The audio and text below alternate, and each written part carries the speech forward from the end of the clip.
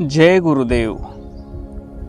तेती पाहता पाहता जाण, अचल भासे वस्तू निर्गुण. सांगता नये गुड मौन, गुरु कृपे ओळखावे. संत शिरोमणी शिवयोगी मन्मथ माऊली आपल्या परमरहस्य या प्रासादिक ग्रंथातील 7व्या अध्यायात आत्मस्वरूपाचं वर्णन, ज्याला डोळ्यानं पाहता येत नाही, ज्याला स्पर्श करता येत नाही इंद्रियानं, बुद्धीनं जाणता येत नाही, मनानं समजून घेता येत नाही, ते शब्द ब्रह्म केवळ अनुभूतीनं जाणून घ्यावं लागतं. ती आपली अनुभूती संत शिरोमणी शिवयोगी मन्मथ माऊली ब्रह्म शब्द रूपात आपल्या प्रतिभेनं या 7व्या अध्यायामध्ये आणत आहेत. मागील ओवीमध्ये माऊलींनी सांगितलं ती वस्तू, आत्मवस्तूचं ठिकाण कुठं आहे, त्यांना अनुभूती कुठं आली.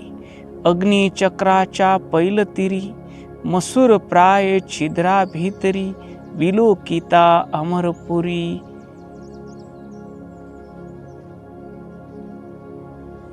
हे सांगितलं. पण या टप्प्यापर्यंत जाण्यासाठी आवश्यक काय आहे, तर गुरु कृपा आहे असं माऊली सांगतात. साधक आपल्या प्रयत्नानं किंवा पुस्तक वाचून, प्रवचन ऐकून त्या टप्प्यापर्यंत जाऊ शकत नाही. साधकाला सद्गुरुनाथाची कृपा, सद्गुरुनाथाचं मार्गदर्शन हवं आहे. सद्गुरुनाथ शिष्याला इष्टलिंग दीक्षा देतात. इष्टलिंग दीक्षा देऊन त्याचा आचार शुद्ध करतात, त्याचे विचार शुद्ध करतात, त्याचे उच्चार शुद्ध करतात, त्याचा व्यवहार निर्मळ करतात. इष्टलिंग पूजेने साधक सदाचारी होतो, सन्मार्गी होतो. तो चांगलं वागतो, चांगलं बोलतो, चांगले विचार करतो. त्याच्या अंतकरणाची शुद्धी होते. तेव्हा सद्गुरुनाथ त्याला अनुग्रह देतात, मंत्र अनुग्रह देतात. षडाक्षरी महामंत्र ओम नमः शिवाय त्याच्या कानात सांगतात आणि ह्याचं जप विज्ञान सांगतात. नकाराचा जप करताना मूलाधार चक्रावर तू ध्यान कर. मकाराचा जप करताना स्वादिष्ठान चक्रावर तू ध्यान कर. शी अक्षराचा जप करताना मणिपूर चक्रावर तू ध्यान कर. वा अक्षराचा जप करताना अनहत चक्रावर लक्ष ठेव आणि य अक्षराचा जप करताना विशुद्धी चक्रावर लक्ष ठेव आणि ओंकाराचा जप करताना आज्ञा चक्रावर लक्ष ठेवून जप कर. हे जप विज्ञान सद्गुरुनाथाकडून जाणून घेऊन साधक ओम नमः शिवाय या षडाक्षरी महामंत्राचा जप करतो. त्या जपानं साधकाचं मूलाधार ऊर्जा केंद्र, जे साधकाला संसाराकडं खेचणारा असतं, विषयाकडं खेचणारा असतं, ते अध्यात्माकडं वळवतं. स्वाधिष्ठान हे ऊर्जा केंद्र विषय सुखामधून गुंतवणारं हे स्वादिष्ठान ऊर्जा केंद्र सद्गुरुनाथाच्या कृपेनं शिष्याला लिंगपूजेमध्ये गोडी लावते, गुरुमंत्राच्या जपामध्ये गोडी लावते, शिवाय नमा नाम जपामध्ये गोडी लावते. खरं बोलणं, निंदा न करणं, चोरी न करणं, हिंसा न करणं, मीच शहाणा असं न मिरवणं, या सर्व गोष्टीमधून विकारातून बाहेर काढून पारमार्थिक ऊर्जेत रूपांतर करत स्वाधिष्ठानातून मणिपूर चक्रात येतो, मणिपूरमधून अनाहत चक्रात येतो, अनाहत चक्रातून विशुद्धी चक्रात येतो आणि साधक आज्ञा चक्रात पोहोचतो. माऊली म्हणतात आज्ञा चक्रात जरी पोहोचलास तरी तिथं गंतव्य स्थान नाही, त्याच्याही पलीकडे तुला जावं लागल. अग्निचक्राच्या पैलतीरी तिथं छिद्र आहे मसुरीच्या दाण्या एवढं. तिथं पर्यंत गेल्यानंतर तुला ज्ञान होईल, मी शिव आहे, मी चैतन्य स्वरूप आहे,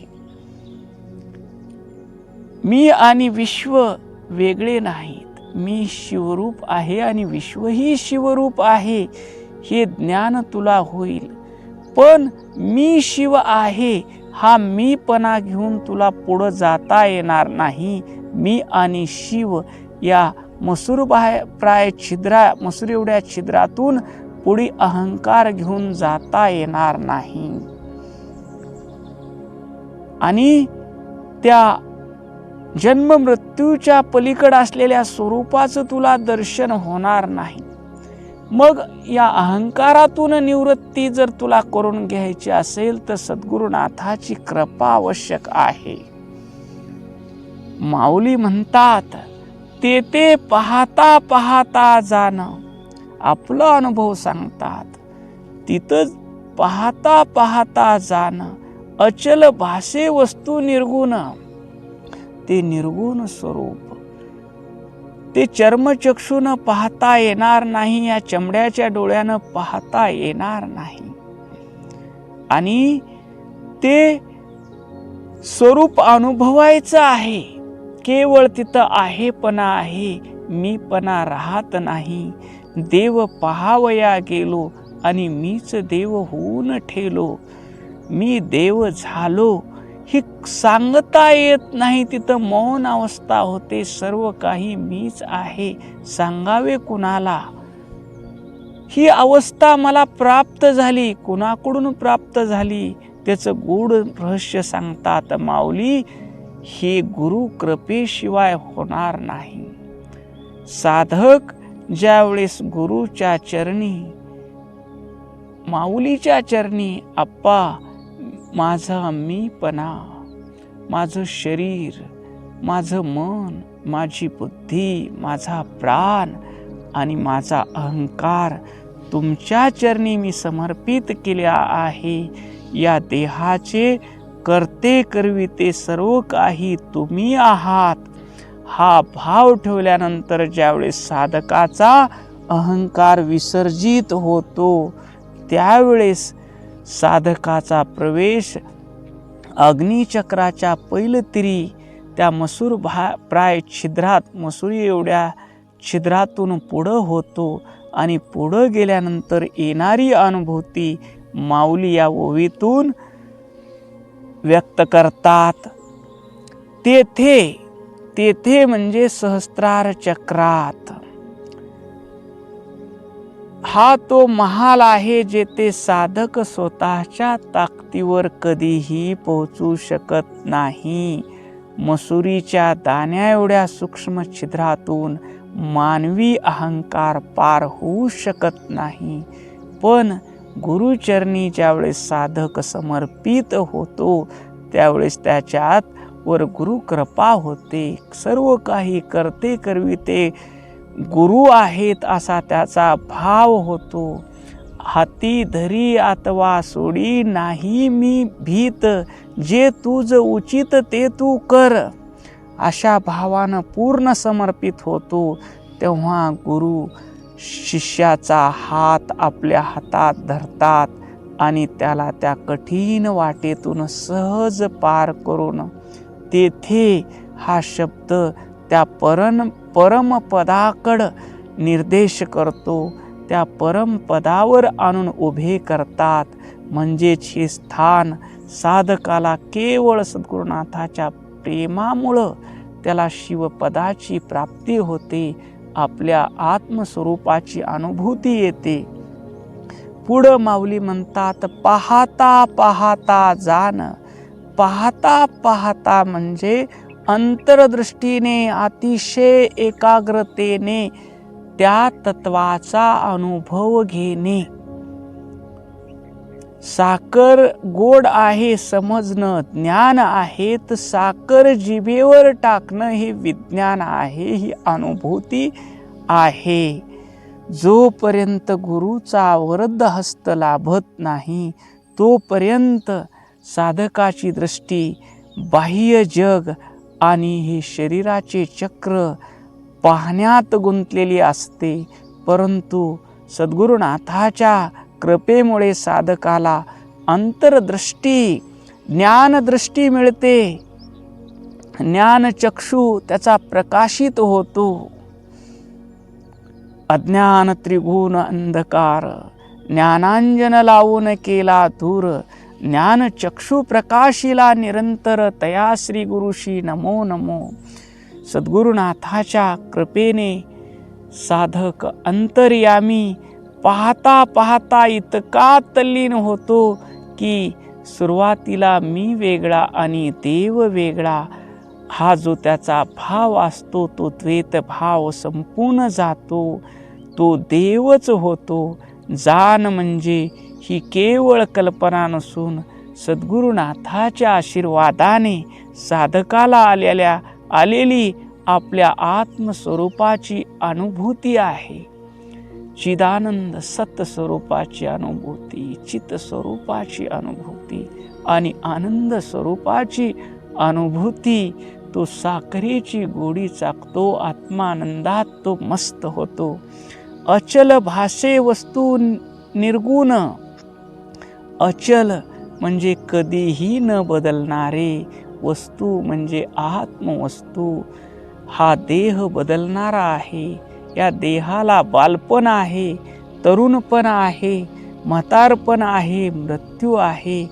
पण सद्गुरुनाथानं बोध दिला, तू चैतन्य स्वरूप आहेस, तू नित्य आहेस, तू परिपूर्ण आहेस, तू ज्ञान स्वरूप आहेस, तू विश्वाचा कर्ता आहेस, तू सर्व व्यापक आहेस. ही ओळख, ही अनुभूती सद्गुरुनाथानं दिली, त्या अचल स्वरूपामध्ये प्रतिष्ठित केलं. या संसारातील प्रत्येक गोष्ट बदलणारी आहे. जन्म मरण, सुख दुःख, मान अपमान या सर्व द्वंद्वाच्या पलीकड सद्गुरुनाथाची कृपा साधकाला घेऊन जाते. आपणही स्वतःला या बदलणाऱ्या शरीराच्या चौकटीत पाहत असतो, पण गुरु कृपा हा एक असा आरसा आहे ज्याच्या माध्यमातून गुरु शिष्याला दाखवून देतात, बाळा तू हे बदलणारे शरीर किंवा मन किंवा बुद्धी नाहीस, तर तुझ्या आत असलेली ती अचल आणि निर्गुण आत्मवस्तू तूच आहेस.